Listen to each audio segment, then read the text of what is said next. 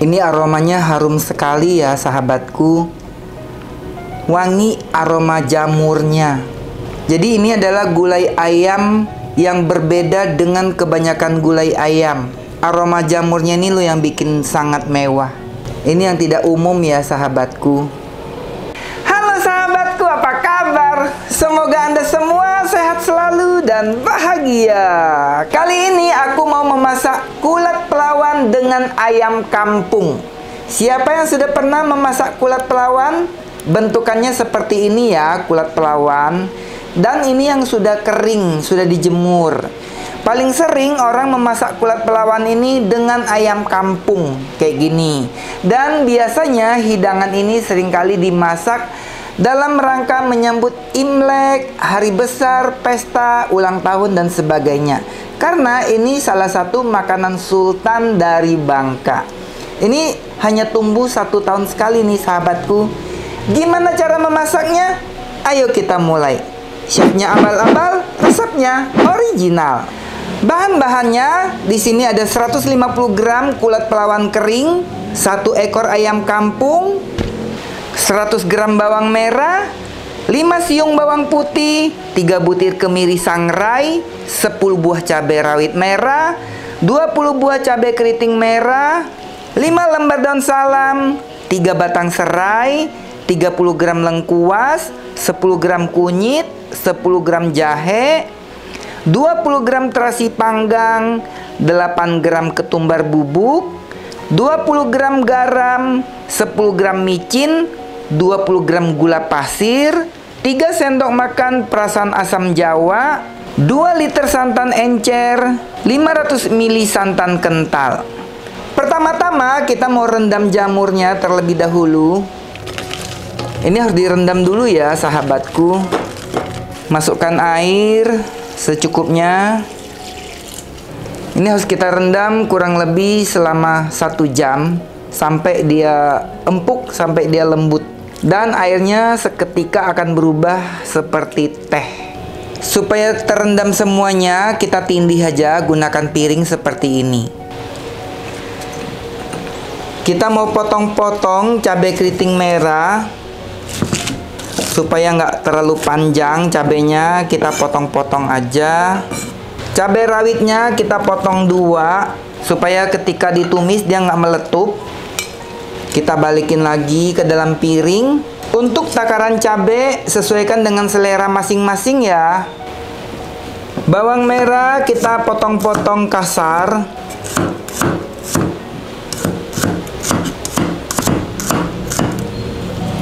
Bawang putihnya kita iris tipis-tipis.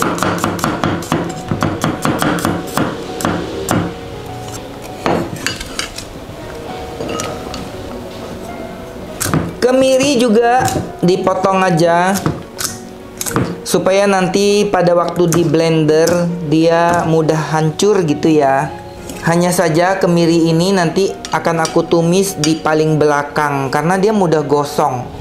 Serainya kita iris tipis-tipis.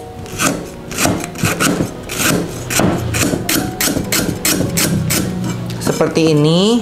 Lengkuas juga kita iris tipis-tipis. Kalau bumbunya kita iris tipis-tipis kayak gini, dia lebih mudah mateng, lebih wangi gitu ya. Kalau gede-gede kita goreng itu dia nggak mateng sampai ke dalam. Jahenya kita iris-iris juga. Penambahan jahe ini sesuaikan dengan selera ya. Ada orang yang menggunakan jahe, ada juga yang tidak. Kunyitnya kita iris tipis-tipis juga. Jadi semua bumbu ini aku potong kecil-kecil kayak gini supaya mudah mateng ketika ditumis. Selanjutnya kita mau potong-potong ayamnya. Ayam kampung ini sudah aku bersihkan ya sahabatku. Lidahnya sudah aku buang. Jadi setiap kali kalau aku bersihin ayam kampung, lidah dan rongga mulutnya tuh sudah sangat bersih. Jadi ini sudah tanpa lidah ya. Karena beberapa waktu yang lalu ada yang komen, ih itu lidah ayamnya nggak dibuang, itu kan lendir. Ini sudah disodok-sodok, sudah dibersihkan. Dan kalau aku bersihin ayam, kelenjar di sininya nggak ada tuh ya, makanya mudah dilepas tuh. Ini selalu aku keluarkan lehernya, aku cabut, dan kelenjar di sini sama sekali tidak ada tuh ya. Kemudian di bagian tunggir ini juga sudah aku potong, nggak ada lagi tonjolan pada tunggir. Kita mau lihat bagian dalam tuh ya. Di bagian dalam sudah tidak ada paru-paru, semuanya sudah hilang ya, sudah bersih. Dan di sini seperti ada yang coklat-coklat ini pun biasanya aku congkel, aku buang gitu. Tapi aku bersihinnya ketika aku potong. Juga ini biji telurnya nih aku buang nih kalau ayam jago ya. Karena ini agak bau, aku nggak pernah mau makan ini ya. Testisnya ayam. Nah, kalau yang namanya testis itu wajib dibuang ya, jangan dimasak menurut aku. Oke, ini akan aku siram sekali lagi. Tuh ya sahabatku, jadi kalau aku bersihin ayam, bagian dalamnya nih dijamin bersih, tidak ada paru-paru atau sesuatu yang jeroannya tuh yang masih tersisa di sini. Lemak-lemak ayam pun biasanya aku buang, aku lepaskan dari ayamnya.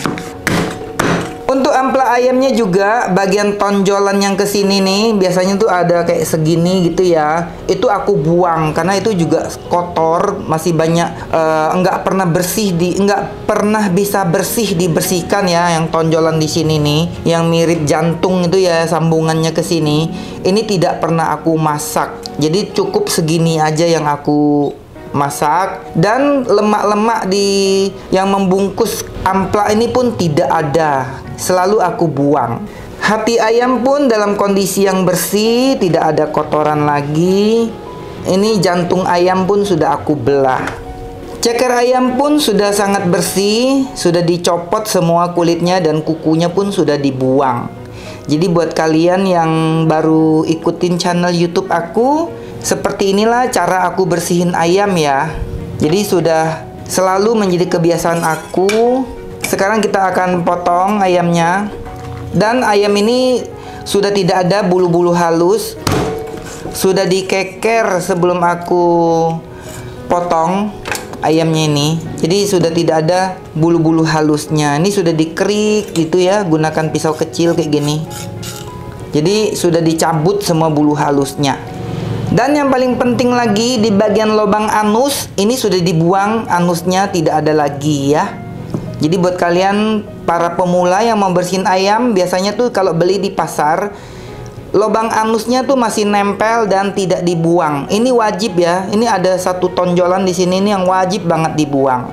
Nah, karena kali ini aku tidak memasak ayam ingkung, kepala ayamnya ini tidak aku masak gitu ya, karena pada dasarnya aku memang hampir tidak pernah memasak kepala ayam. Kita potong aja, potong sesuai dengan selera ya.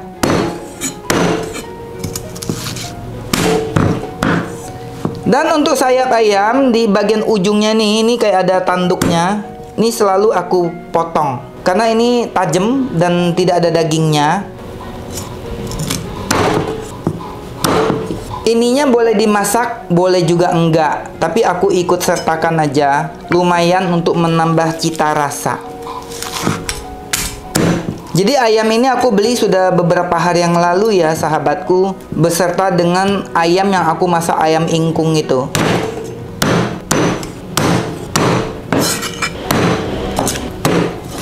Cekernya biar nggak kepanjangan, kita potong jadi dua. Kabur cekernya sahabatku. Tuh ya, seperti ini cara aku potong ayam. Sesuaikan dengan cara kalian masing-masing.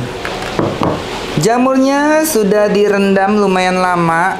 Ini piringnya malah susah keluarnya sahabatku. Kumaha ieu. Pas banget sih Aisyah. Jadi dia bener-bener di posisi yang tepat. Nah, jamurnya ini harus kita bersihkan, dipotong pangkalnya. Jadi ini tempat dia tumbuh nih di tanah. Ini adalah topinya ya. Ini harus kita potong-potong dulu.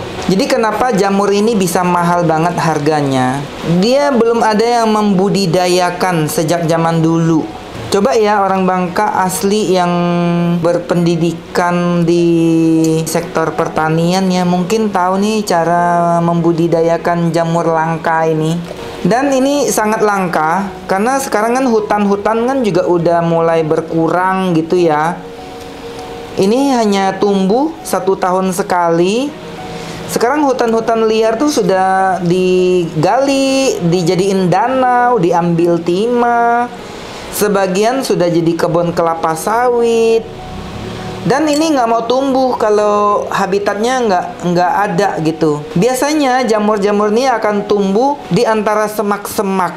Jadi dia akan nongol di antara banyak kayak pakis, batang-batang resam gitu ya. Nah, kalau orang Bangka pasti tahu ya batang resam kayak semak belukar itu. Nah, dia baru mau tumbuh. Dan paling banyak tuh di antara hutan karet dia biasanya suka banget. Dan ini dia tumbuhnya di tanah ya, bukan di pohon. Dia muncul dari tanah gitu. Dan biasanya akan banyak itu di antara musim panas menuju musim hujan. Nah, kalau nggak salah sih sekitar bulan September katanya. Kalau di dalam bahasa Bangka ini disebut kulat. Kulat pelawan. Bukan kualat ya sahabatku, tapi kulat. Gitu. Jadi kamu jangan suka nggak sopan sama orang tua. Nanti kamu jadi kulat. Lihat sahabatku, airnya keruh ya, kayak kopi. Jadi kalau nggak direndam dulu nanti masakannya jadi kumal, jadi hitam. Selanjutnya kita mau panaskan air sedikit aja. Oh ya sahabatku, buat kalian yang tanya, apa sih istimewanya jamur pelawan ini atau kulat pelawan ini? Selain memang dia sudah langka karena tumbuhnya hanya 1 tahun sekali, ini aromanya tuh khas banget. Dia tuh kayak ada aroma asap-asapnya, kayak smoky gitu ya. Jadi ini beda banget dibanding dengan jamur-jamur yang lain. Beneran aromanya tuh mahal banget gitu ya. Jadi ketika kita masak dengan ayam, masak dengan santan, dengan gulai, pas dia mendidih aja tuh aromanya tuh udah semerbak. Wangi banget aroma jamurnya. Mentahnya aja dia udah wangi banget gitu ya. Nah, dan aroma seperti ini tidak ada pada jenis jamur yang lain. Airnya sudah mendidih. Kita akan masukkan jamurnya. Ini akan kita rebus kurang lebih selama 5 menit, nggak usah terlalu lama. Nah, ketika direbus, dia juga akan semakin mengeluarkan airnya kayak gini, tuh ya kan. Nah, ini harus kita buang airnya. Tujuannya supaya nanti masakannya tuh nggak terlalu kumal. Tapi sejujurnya aku kayak sayang gitu buang airnya ini. Kayaknya kalau bisa diolah menjadi makanan lain gitu ya, kayak truffle itu kan mahal banget. Gitu ya. Jadi ini sebetulnya nggak kalah wangi dibanding dengan truffle loh sahabatku. Karena aku sudah pernah makan jamur yang mahal yang dari versi bule itu ya. Nah, ini versi Indonesia nih sahabatku. Semoga nanti ada petani-petani yang membudidayakan jamur ini. Kita rendam lagi dengan air. Kita mau panaskan minyak. Ini aku gunakan sekitar 50 ml. Minyaknya sudah panas. Kita masukkan bawang merah.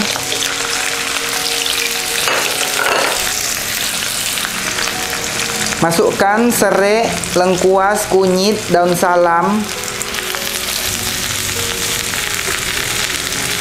Kita tumis sebentar sampai daun salamnya agak berubah warna. Selanjutnya kita masukkan cabai-cabean. Jadi kalau aku masak, aku lebih suka numis bumbunya kayak gini sahabatku. Aku potong kasar-kasar, terus aku tumis sampai mateng, sampai wangi. Habis itu minyaknya nggak aku gunakan. Jadi tugas minyak ini hanya membuat bumbunya mateng dan mengeluarkan aroma. Setelah itu minyaknya nggak aku masukkan ke dalam masakan, supaya nggak banyak minyak aja gitu. Kalau bumbunya setelah dihaluskan baru ditumis, biasanya membutuhkan lebih banyak minyak. Sehingga masakannya ketika mateng itu banyak banget minyaknya. Dan minyaknya itu mau dimakan kayak nggak mungkin, dibuang juga sayang pastinya. Jadi dengan cara tumis kayak gini kita bisa lebih hemat minyak. Minyak yang setelah kita saring ini masih bisa digunakan untuk tumis bumbu yang lain. Atau kalau misalnya mau masak nasi goreng, minyaknya masih enak banget. Bumbunya sudah harum banget. Terakhir kita masukkan bawang putih dan kemiri yang sudah dipotong-potong. Bawang putih dan kemiri ini ditumis sebentar aja supaya nggak jadi pahit. Jadi kita tumis bumbu ini sampai dia mateng dan harum aja ya sahabatku. Nggak perlu sampai berwarna coklat. Kalau sampai kematangan kita tumis bumbunya sampai coklat, nanti hasil masakannya tuh nggak cakep. Warnanya akan jadi gelap dan rasanya agak pahit. Nah segini aja udah cukup nih. Kita akan sisihkan, diangkat, disaring minyaknya juga boleh. Aku angkat aja, kita saring. Nanti minyaknya akan turun ke bawah dan bisa disimpan. Nanti akan kita blender kecuali daun salamnya. Kita sisihkan dulu minyaknya. Tuh lihat. Jadi kita masih menyisakan banyak minyak yang wangi. Selanjutnya kita mau haluskan bumbu yang sudah ditumis ini. Jadi ini sudah tidak mengandung banyak minyak sahabatku. Jadi untuk healthy food, untuk masakan catering sehat, itu cara numisnya kayak gini. Bumbunya tetap harum, tapi nggak banyak minyak. Kita tambahkan sedikit santan encer. Dan aku akan menghaluskan menggunakan hand blender andalan aku.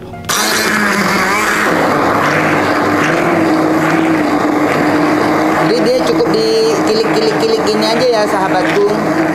Diangkat-angkat dikit. Tuh kayak gini ya. Bumbunya akan turun ke bawah dengan sendirinya dan akan halus dengan secepatnya.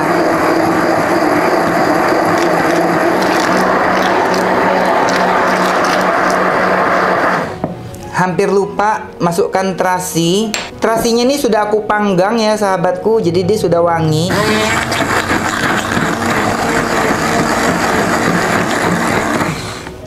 Masukkan ketumbar bubuk. Ketumbar bubuk ini juga sudah aku sangrai, jadi nggak usah ditumis.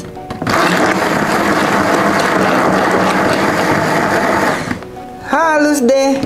Tuh, simple ya kalau pakai hand blender kayak gini. Kalau sudah selesai tinggal diputar kayak gini. Lalu cukup dicuci bagian ininya saja. Mesinnya ini nggak usah dicuci ya sahabatku. Kita tiriskan jamur yang sudah kita rendam tadi. Dan jamur ini akan kita potong. Ini topinya dipotong dua. Batang ini aku potong dua aja supaya nggak terlalu panjang gitu ya. Seperti ini. Jadi ada yang batangnya panjang banget nih.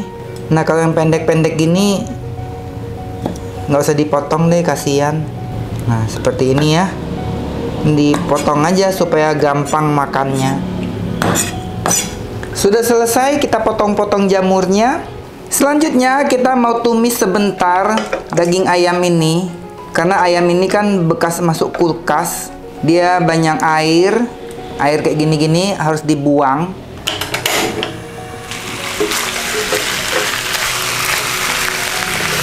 Ini adalah kebiasaan aku ya sahabatku. Aku suka menumis sebentar daging ayam untuk keluarkan airnya sebentar aja.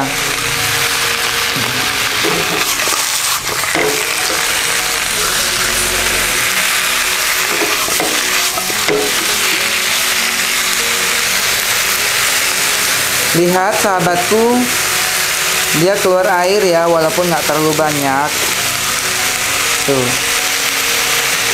Dan aku kepengen kulitnya tuh kayak sedikit caramelize kayak gini. Ada marking-marking bekas wajannya gitu. Seperti ini. Dan ini akan membuat ayamnya lebih wangi. Aroma bau ayamnya tuh otomatis juga akan hilang. Cukup segini aja.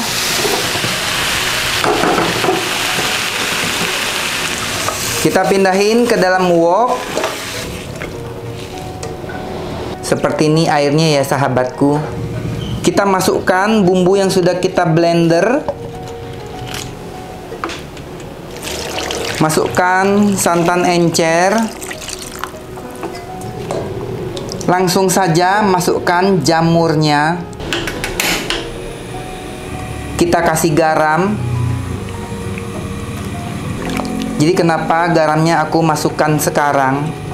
Supaya nanti garamnya ini langsung menyerap ke dalam semua bahan masakan ini. Kita aduk-aduk dan akan kita masak sekitar 35 menit atau hingga ayamnya empuk. Dan ini aku menggunakan wok dari Idealife tipenya IL32WK. Ini udah lama banget sih aku pakainya ya. Banyak yang tanya, ini awet enggak? Aku gunakan ini sudah hampir 6 tahun sahabatku. Dan belum pernah ganti ya. Jadi awet atau tidak ya, ini sudah menjadi satu jawaban. Coatingannya tetap seperti semula. Belum ada gores bahkan ya. Tapi lagi-lagi kalau kalian pakai alat masak kan kembali lagi ke cara kalian menggunakannya. Nah, baiknya sih gunakan sutil seperti ini ya. Ini menggunakan bahan silikon. Ini juga punyanya Idealife. Sudah 40 menitan kita memasak daging ayam ini. Dan kalau udah digodok lama, dia mulai mengeluarkan minyak kayak gini ya sahabatku. Tuh ya. Sudah terlihat merah-merah gitu. Selanjutnya kita memasukkan micin. Kasih sedikit gula pasir. Buat kalian yang nggak mau makan micin, boleh gunakan kaldu rasa ayam, kaldu rasa sapi yang juga mengandung micin. Masukkan perasan asam jawa sedikit aja, jangan kebanyakan. Masukkan santan kental. Kita aduk-aduk. Warnanya bagus ya sahabatku. Dia enggak yang hitam bleketek. Warnanya lebih ke mirip rendang gitu. Jadi menurut aku jamur kulit pelawan ini bisa dimasak rendang ya. Karena aromanya tuh kayaknya cocok banget nih kalau dimasak rendang. Lain kali aku mau coba masak rendang jamur pelawan atau kulit pelawan. Kita mau icip-icip.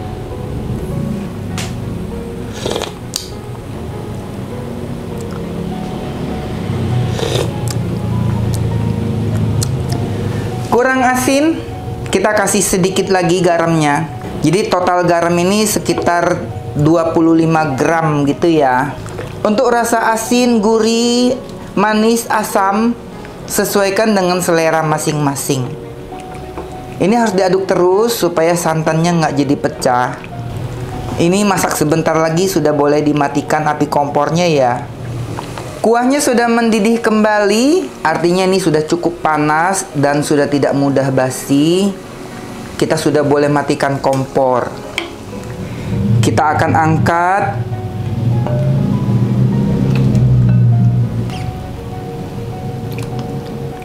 Ini aromanya harum sekali ya sahabatku.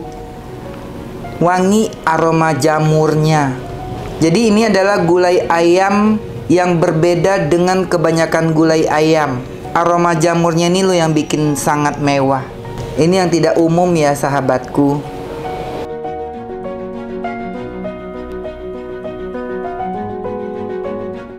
Sekarang kita mau icip-icip. Kita mau ambil daging ayamnya. Ini adalah jamurnya.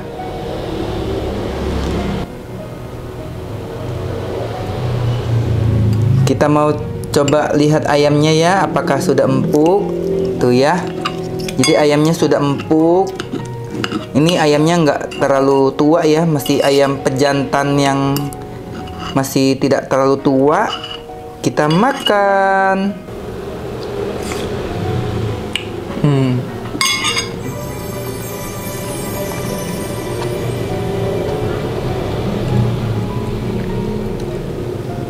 Jadi begitu jamur dan ayam masuk ke dalam mulut, itu langsung berasa aroma jamurnya yang kuat. Aroma smoky, aroma mahalnya jamur itu berasa dor di dalam mulut. Jadi ini benar sahabatku, tidak ada jamur yang pernah aku makan ya seenak kulit pelawan ini. Walaupun truffle itu terkenal sekali ya jamurnya, tapi untuk kulit pelawan ini tetap the best for me.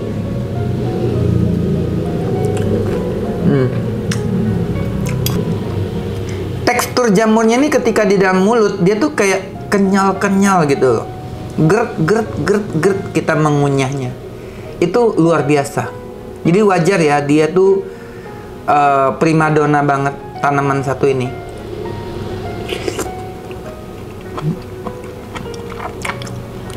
Kamu bisa mendengar suara kunyahan aku? Kayak yang kriuk-kriuk jamurnya itu.